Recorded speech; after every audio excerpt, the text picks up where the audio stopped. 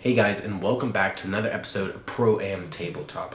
All things pro, all things mainly amateur. Take that for what you want, but getting directly into this video, not wasting any time here, as the thumbnail and the title suggest. Today we are painting Darkoath Savagers for the WarCry warband. And it was a fun little time. It's right here off by me. They're about 90% done. And I'll explain in the video what is left for them. And y'all will get to see that next step as to what is left. But with everything going on, I lost a lot of the footage due to my head actually being in the way. You can kind of see right here. This is where I keep my thing. And when painting, my head was in the way, so I lost a lot of the shooting opportunity. That was my light. I was trying to take pictures with it, so I'll show you here. Try to take some cool thumbnails, but my head was in the way. Long story short, so if there's a shot in there with the top of my head there, please excuse it. Please apologize. I tried to have as much footage without my head in the video. So, but there's still some. So with that all being said, let's get right into it, and I hope you enjoy this video, this painting tutorial of how I personally painted my Darkoath Savagers. So where I started first actually with these models were the skin, and that is because a large quantity of them show most their skin, and so with that I was able to knock out quite a bit of the model in such a short time, especially when using the contrast that I was, which was Darkoath contrast paint. And while through this process, basically how I did it is apply the paint, and as you'll see here coming up, and as I'm going to show you, is I would either thin down this contrast paint with Lamian medium, or I would mix in known oil washes or some either other brown washes. And what that essentially allowed to happen is for me to be able to get different skin tone variations. And so I didn't want all my models to have the same type of skin tone, even though they'll be in similar environments. They're not always, people are not always the same when it comes to the pigment of their skin. And so due to that, I wanted a little bit of variation, and I didn't have different types of contrast paints to do that.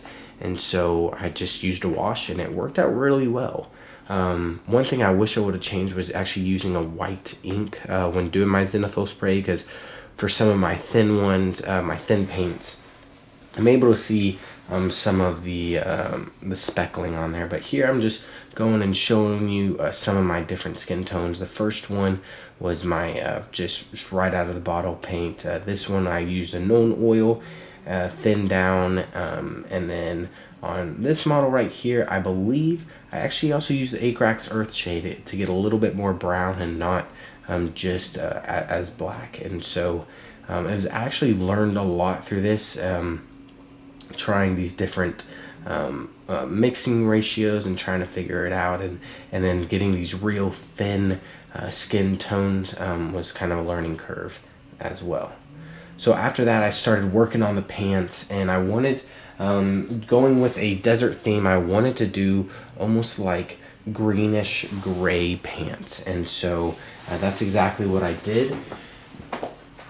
And in that process, I used storm vermin fur, and just by applying that pretty thin on there, I just did that across the pants, and then later come back, as we'll see here in a bit, I come back with a darker, almost a brown that's real thin down, and I do it on the bottom side of their pants. And this is kind of allowing a quick way of making it look like they're shade, and the transition actually looks pretty good, and it didn't take a whole lot of time at all. So here you can just see me kind of painting them up, just being real quick about it, not trying to waste any time at all. This is solely for a quick paint job. And here you can see where I was just talking about kind of painting the bottom of the pants with a watered down brown, and so kind of just adding some shade to it, turning out really well. During that process, I decided to, with a white, I believe, or maybe I used a tan, with the same storm vermin fur. I kind of made a lighter highlights, and just applied it to a lot of other places just to let those pants stick out a little bit, where there might be light reflecting off of it, or maybe where there's some parts of the plant. Oh my goodness, y'all, I'm so sorry. Some parts of the pants that are worn down a little bit. And so that's just kind of what I've going on in this process, just showing y'all what I'm doing in this very quick time lapse. So my next step was actually to go and start painting the red, and that was as well another contrast paint. I really wanted to dive into contrast paints. This is my first time using them, and so I decided to go ahead and use two, actually three later on, we'll see. But this red actually turned out really, really good, and I think most of that's because the model itself, where I was applying these red tones, was almost white, and that's really how it, my understanding, how it should be with contrast paints. But I wanted to still do zenithal, and so to try it out, and so we're going and adding in this red, and it looks really good, y'all. You'll be able to see on the pictures later, whenever, if y'all follow me on Instagram, you'll be able to see the pictures close up, and just gives a really good highlight and deep contrast. And so I'm just here showing each of them, some of the models, kind of the main models that are being painted red, and I was really happy with it for the amount of time it took for doing it. If I was just to paint, I could definitely have done a better job just with highlights, in my opinion, but you can't beat the time in which it took, which I'm already a slow painter, y'all. There's no way around it. I take my time. I enjoy the process, but that I am slow, and so anything where I can kind of speed up certain things, it's really great, especially when doing war bands or big old armies like this. And so now, you know, as I stated earlier, a lot of this footage got cut out due to my head. You can currently see my head in this film, but I started painting up a lot of the metals. After I'd also paint up some of the boots with a real dark brown leather, and anyone will do, but I got a real dark one. And then just painting some of the bronze and dark silvers is currently what I'm doing. And this guy, I can't remember what he's called, but he's got those two basically bear-like claws on either hand. I'm painting that up a copper where the face is, and then I'm doing a dark metallic color, silver color on the actual claws itself to make it look like a deep burnished steel almost. And so, and I'll actually later on go and add a black wash just to give the depth to the metal, where you can see. And so after that, I started painting some things on the other models black, and so now that I'd gotten to a point where I was using black, I started painting up my witch lady. Honestly, guys, I don't know her name at all, but you know, I wanted to do a black cloth for her while painting her. And so here, just doing a time lapse to speed things up for y'all, of me painting the whole cloth black, and then I will actually highlight it with a tan. And a lot of times when I paint black, I actually like to highlight with purple. I like to using purple for black, but with it being this desert theme and a lot of things just being browns and blacks, I decided to go with tan, and it actually turned out pretty well. I liked it. Just keeping it real nice and subtle, nothing too crazy. And then going in, doing the top part of her cloak, I decided to go with a gray color. And you'll see later on, I actually do, for similar fur patterns on some other models, I use brown, because I wanted to simulate some camel fur, I guess. But this model already had a bunch of bones, and then her skin was real pale because she's some necrotic witch lady. So I went and did gray with it.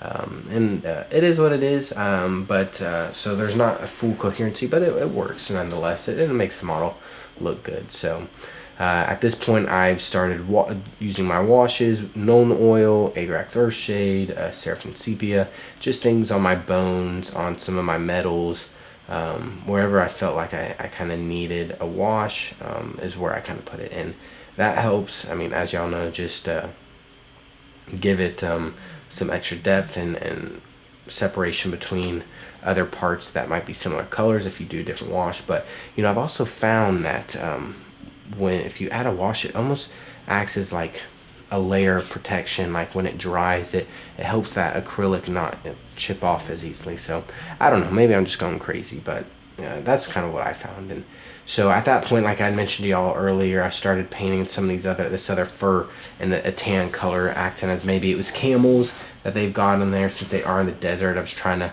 relate it back to animals that they might find in the desert. And so we've got camels, and I know on their boots they've got that gray.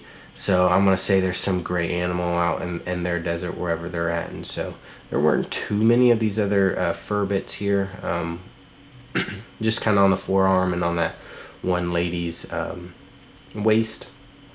And then just going and adding a brown wash to it, and then I'm highlighting some of the edges. And at first I started just doing each little fur bit, just kind of stippling it on there, but I realized that was going to take quite a while, so I just kind of lightly brushed over the top. And so at that point, I started painting the hair. For some of the footage I've got on here is painting the eyes and the hair, and a lot of them I kind of like painting red hair, and so I went with red hair on this lady, kind of a dark red, and then some other ladies I did a light red, and then some black on some other people, and then just normal browns and stuff like that. And so, but the footage I got here was red, and for this spear person, and it's a little out of focus. I'm not sure why, but you get the gist nonetheless. And so I was a big fan of it. It turned out pretty well. I really got to work on painting hair though. That's something I got to work on. So one of the last things I started working on was these dead heads that have been cut off, and so I went and used the Briarwood's contrast, or the briar, something like that, and just to give it a real blue and make it look like it's been flush of blood.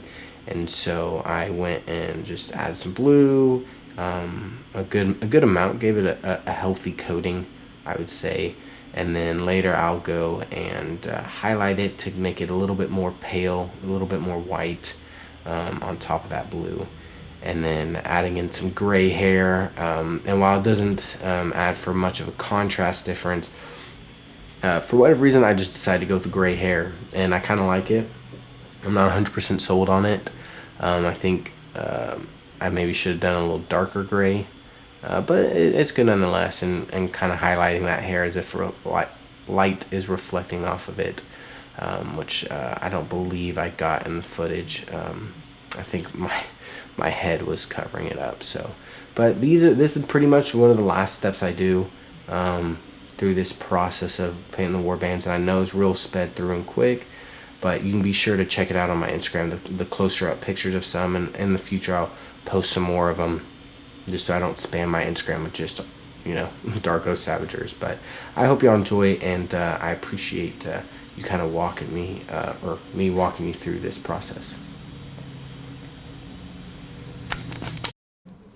So ladies and gentlemen, that pretty much wraps up this video here, where I painted these this pretty awesome warband here, Barbarian Conan dudes. So with that being said, like I mentioned before, it's about 90% of the way done. What we've got next, and what the next video will be about, is me actually painting up and making bases in a desert theme. And that will wrap these guys up, and they'll look really, really cool. I love doing bases, and so I want to share with y'all how I make bases, because in my opinion, you can never have enough resources for bases and doing different things. And so I want to share that with y'all, and that's what will go on in the next video. So with that being said, be sure to either subscribe or like the video. That way I can pop up on your recommended next video I post, or that way you'll know when I post again, and you can be sure to watch that video as well. Greatly appreciate it. If you want to see some closer up shots of these guys, just a couple of them, there's not too many, you can go on to Instagram and follow my account, Pro-Am Tabletop. Pretty much spelled the same. It's got the same little logo as well, and that's where I post a lot more of the close-ups to all the models I paint, and models I've painted before in the past that I haven't gotten videos on. So I appreciate you watching this video and spending the time out of your day to do this. If you enjoyed it, let me know. I appreciate that. And so with that being said, I will definitely see y'all next time. Thank you for watching, and stay tuned for the next episode.